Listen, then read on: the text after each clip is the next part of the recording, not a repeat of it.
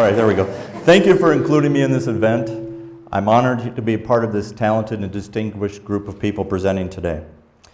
I'm going to share with you a little bit of my experiences on creating a life with purpose. I'm not presenting the only way, and I'm sure not telling you you must do it this way. I'm only intending to share with you a little bit of my experience. Hope it gives you a beginning to a start of living a purposeful life for you. My journey actually started here in college. I didn't go to BSU. I wish I would have. My kids are actually looking at it, but my journey on a lifelong, creating a life of passion and fulfillment started at college. I was at orientation weekend with my mother.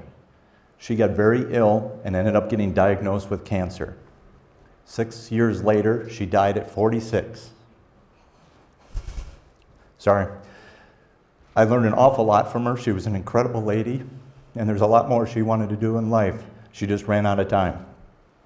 So that was the beginning of my purpose or journey to move forward into creating life. I wanted to make sure I created life and life didn't create me. So what is a life plan? There are always things in life that we need to react to, that needs our attention. But reacting to life and acting on life are two different things. One is passive and believed necessary. The other is creative and often seen as unnecessary. So why set goals? Top-level athletes, successful business people, and achievers in all fields all set goals. Setting goals creates long-term vision and gives us short-term motivation. It focuses your acquisition of knowledge and helps you organize your time and your resources so you can make the very most of your life.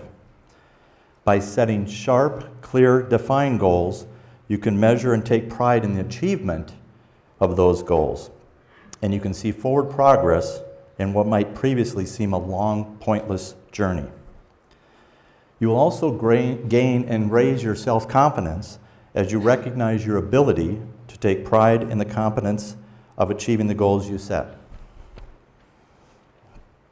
So quickly, SMART goals, hopefully you've all seen them and know them. They stand for specific or significant, measurable or meaningful, attainable or action-oriented, relevant or rewarding, time-bound or trackable. For an example, instead of having a goal of to sail around the world, a more SMART goal would be to complete my trip around the world by December 31st, 2020. So an example of setting some personal goals. If a career goal, you want to be a managing director of a major design firm. Artistically, you want to continue to work on your illustration talents and have maybe a show at the downtown gallery. And physically, maybe you want to run in a marathon.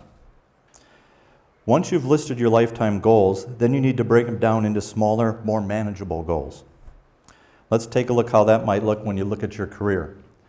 If you're going to take the one that says, I want to become a managing director of a major design firm, the BSU graduation helps, but there's still a few other things you might have to do along the way. A 5-year goal may become a managing or manager of the department. 1 year, you may want to volunteer for some projects that the director is working on. Your 6-month goal might be to go back to school and get a master's degree. Maybe a 1-month goal is to talk to the current director, determine what skills are needed to do that job.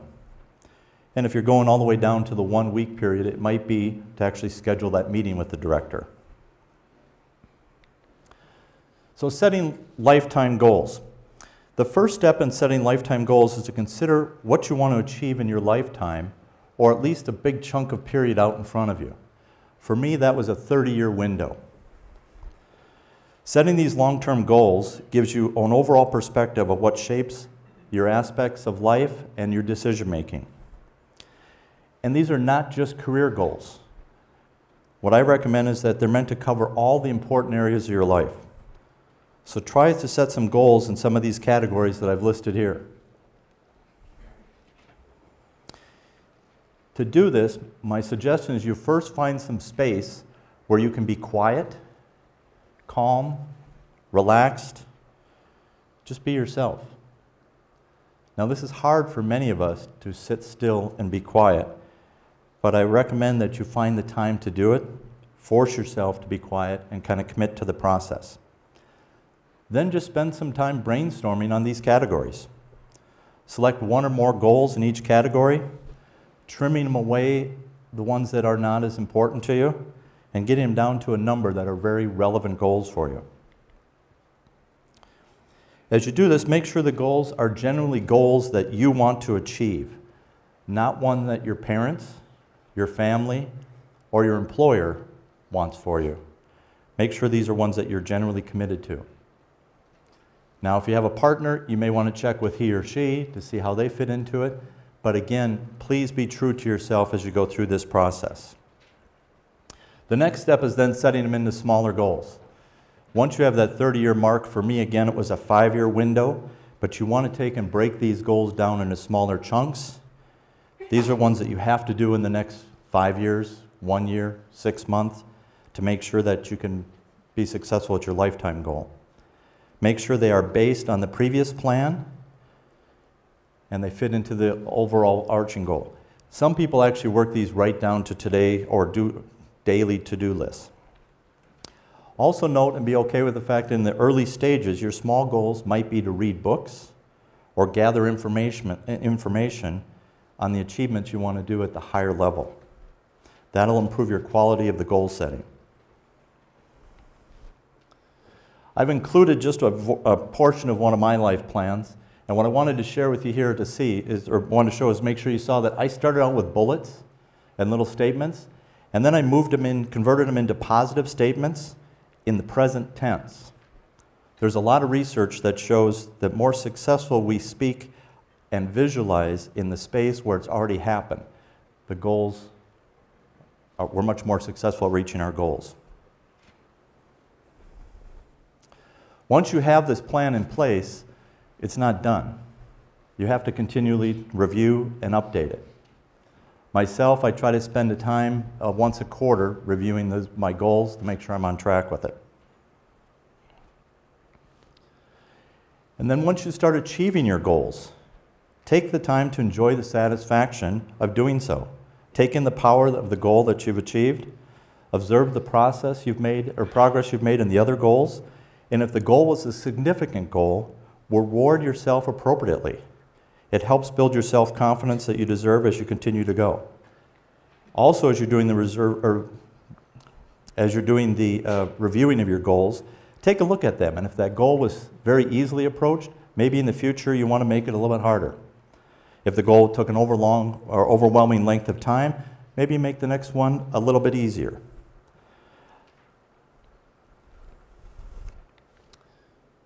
There's a lot of research out there that shows if you put your goals in writing, the success goes up greatly. It improves even more if you're willing to share it with others. Some other grounding beliefs that I want to share with you is 35% of the work is in the planning. The 65% is in the intense implementation. So again, you are responsible for the results. Life's not easy, but it can be very rewarding. The other thing is to remember it's progress, not perfection. We are humans, we will make mistakes, and we make adjustments. So some of the questions I ask you is, who is writing the story of your life? If it is not you, then who? If we don't make these choices, they will be made for us.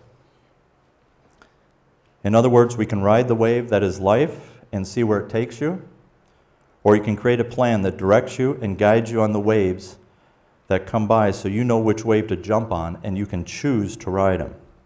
So, we start out, what is a life plan? When you make a promise to somebody, what usually happens? You succeed, you complete that promise. You do what you intended to do, or you do what you promised. A lot of creating a life plan is making a promise to yourself. If you don't already set goals, do so, starting now. And if you can make it a technique of your life, you'll find your career is accelerating, and you'll find your life much more rewarding and wonder how you did without it. Thank you.